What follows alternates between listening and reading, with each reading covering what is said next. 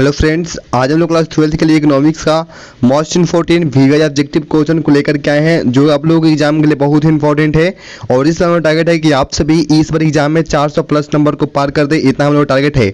और आप लोगों से रिक्वेस्ट है कि वीडियो को पूरा देखिए, जितने ऑब्जेक्टिव क्वेश्चन है वो सभी क्वेश्चन आप लोगों के एग्जाम के लिए बहुत ही इंपॉर्टेंट है। चलिए, आज का पहला क्वेश्चन है, उत्पादन फलन में उत्पादन किसका फलन है। उत्पादन फलन में उत्पादन जो है किसका फलन है, बहुत ही इंपॉर्टेंट क्वेश्चन है आप लोग एग्जाम के लिए। आंसर पता होता है तो आप लोग आंसर कमेंट बॉक्स में देते हुए चलेंगे। सही आंसर आप लोगों का ऑप्शन सी है, उत्पत्ति के साधनों का। यानी कि उत्पादन फलन में जो है उत्पत्ति के साधनों का क्या होता है, तो फलन होता है। चलिए, 2 नंबर क्वेश्चन है, उत्पत्ति ह्रास नियम लागू होने का मुख्य कारण कौन सा है। उत्पत्ति ह्रास नियम लागू होने का मुख्य कारण बताना है। सही आंसर आप लोग का ऑप्शन सी है, ए एवं बी दोनों। यानी कि ऑप्शन डी है साधनों की सीमितता और ऑप्शन बी है आप लोगों का साधनों का अपूर्ण स्थानांतरण होना। ये दोनों जो है ये आप लोगों के उत्पत्ति ह्रास नियम लागू होने का मुख्य कारण है। चलिए, 3 नंबर क्वेश्चन है, दीर्घकाल में पूर्ति की लोच। दीर्घकाल में पूर्ति की लोच बताना है। सही आंसर आप लोगों का हो जाएगा ऑप्शन डी। ऑप्शन डी है अधिक लोचदार। यानी कि दीर्घकाल में जो है पूर्ति की लोच कैसा है, तो अधिक लोचदार है। 4 नंबर क्वेश्चन आप लोगों का है, दीर्घकालीन उत्पादन फलन का संबंध निम्न में से किससे है। दीर्घकालीन उत्पादन फलन का जो संबंध है किससे है। सही आंसर आप लोगों का ऑप्शन सी है। ऑप्शन सी है पैमाने के प्रतिफल नियम द्वारा। पैमाने के प्रतिफल नियम द्वारा जो है दीर्घकालीन उत्पादन फलन का संबंध है। 5 नंबर क्वेश्चन है, अल्पकालीन उत्पादन की दशा में एक विवेकशील उत्पादन किस अवस्था तक उत्पादन करना पसंद करेगा। यानी कि अल्पकालीन उत्पादन की दशा में जो है एक विवेकशील उत्पादक किस अवस्था तक उत्पादन करना पसंद करेगा। सही आंसर आप लोगों का ऑप्शन बी है। ऑप्शन बी है द्वितीयक अवस्था। यानी कि द्वितीयक अवस्था तक जो है उत्पादन करना पसंद करेगा। चलिए, अगला क्वेश्चन है, परिवर्तनशील अनुपात का नियम उत्पादन की 3 अवस्थाओं की चर्चा करता है। परिवर्तनशील अनुपात का जो नियम है उत्पादन की 3 अवस्थाओं की चर्चा करता है। उत्पादन के प्रथम चरण में जो है क्या होता है। सही आंसर आप लोगों का ऑप्शन सी हो जाएगा। ऑप्शन सी है सीमांत और औसत उत्पादन बढ़ता है।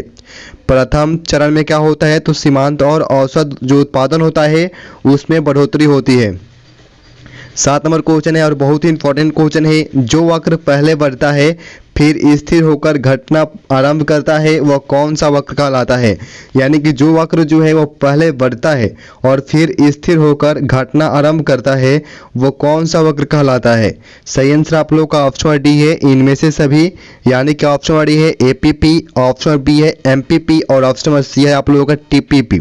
यानी कि जो वक्र पहले बढ़ता है और फिर स्थिर होकर घटना आरंभ कर देता है उस वक्र को क्या कहा जाता है, तो एपीपी भी कहा जाता है, एमपीपी भी कहा जाता है और टीपीपी भी कहा जाता है। बहुत ही इंपॉर्टेंट क्वेश्चन है आप लोगों की एग्जाम के लिए। चलिए, 8 नंबर क्वेश्चन है, परिवर्तनशील अनुपातों का नियम संबंधित है। परिवर्तनशील जो अनुपातों का नियम है वह किस चीज से संबंधित है। सही आंसर आप लोगों का ऑप्शन सी है, अल्पकाल से। यानी कि परिवर्तनशील अनुपातों का जो नियम है ये आप लोगों के अल्पकाल से संबंधित नियम है। 9 नंबर क्वेश्चन है, औसत स्थित लागत वक्र अक्षों को। औसत स्थित लागत वक्र अक्षों को। सही आंसर आप लोगों का ऑप्शन डी है। ऑप्शन डी है छूता नहीं है। यानी कि औसत स्थित लागत वक्र जो होता है वो अक्षों को छूता नहीं है। 10 नंबर क्वेश्चन है, औसत परिवर्तनशील लागत भागफल होता है। औसत परिवर्तनशील लागत जो होता है वह किसके भागफल होता है। सही आंसर आप लोगों का ऑप्शन डी है। ऑप्शन डी है कुल परिवर्तनशील एवं उत्पादन की मात्रा का जो होता है औसत परिवर्तनशील क्या होता है, तो यह भागफल होता है। 11 नंबर क्वेश्चन है, एक उत्पादक उस समय संतुलन में होगा जब उसके लाभ अधिकतम होंगे। यानी कि एक उत्पादक जो है उस समय बताना है किस समय, उस समय संतुलन में होगा जब उसके लाभ अधिकतम होंगे। ये कथन है और ये आपको बताना है कि ये किसने कहा है। सही आंसर आप लोगों का ऑप्शन डी है। ऑप्शन डी है कुत्तस्वायनी।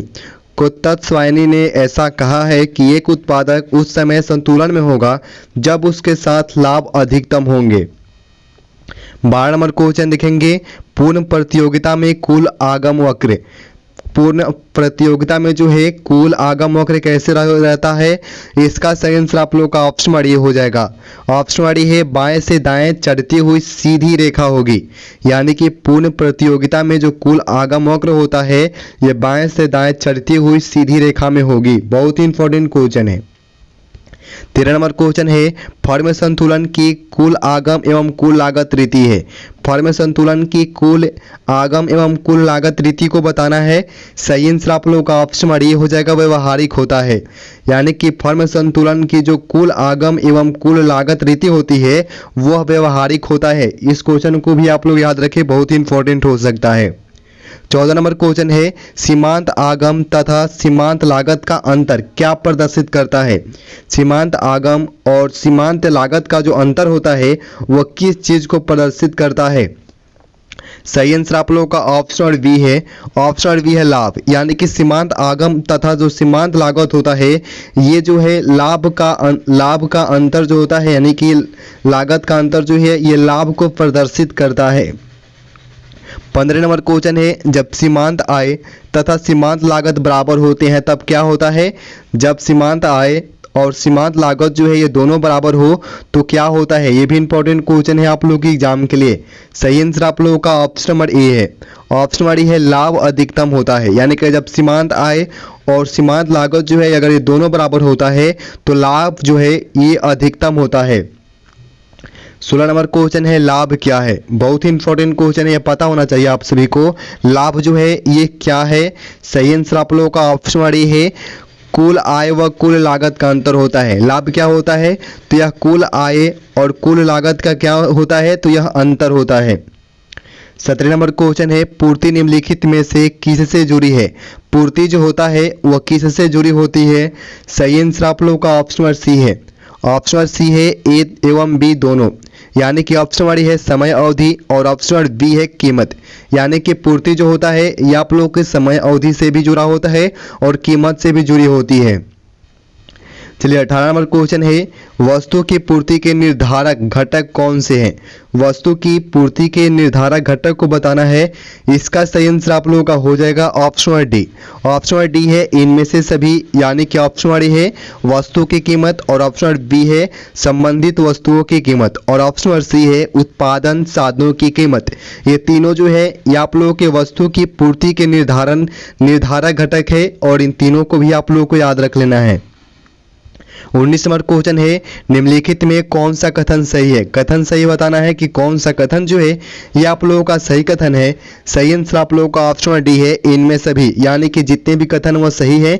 यानी कि ऑप्शन नंबर डी है वस्तु की कीमत एवं उसकी पत्ती बीच सीधा संबंध होता है और ऑप्शन नंबर बी है पूर्ति वक्र बाएं से दाएं ऊपरी ओर उड़ता है और ऑप्शन नंबर सी है पूर्ति को अनेक तत्व प्रभावित करते हैं।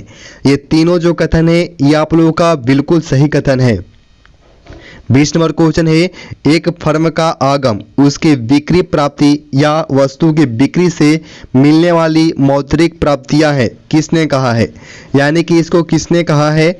सही आंसर आप लोगों का ऑप्शन नंबर बी है डूले ने। यानी कि डूले ने कहा कि एक फर्म का जो आगम होता है उसके बिक्री प्राप्ति और जो है वस्तु के बिक्री से मिलने वाली मौद्रिक प्राप्तियां होती है। ये किसने कहा है तो डूले ने कहा है। इस कथन को भी आप लोग याद कर लेंगे, एग्जाम के लिए इंपॉर्टेंट हो सकता है। और ये आप लोग का आज का लास्ट क्वेश्चन है। आप लोगों को रिक्वेस्ट है अगर आप लोग चैनल पर नए हैं तो चैनल को सब्सक्राइब कर लें और वीडियो को लाइक करना ना भूलें और वीडियो को जितना हो सकता है अपने दोस्तों के साथ शेयर कर दें। और वीडियो से कोई भी कंफ्यूजन होता है, किसी भी क्वेश्चन में कुछ भी डाउट होता है तो आप लोग सीधे कमेंट करके हमसे पूछ सकते हैं। मिलते हैं अगले वीडियो में, धन्यवाद।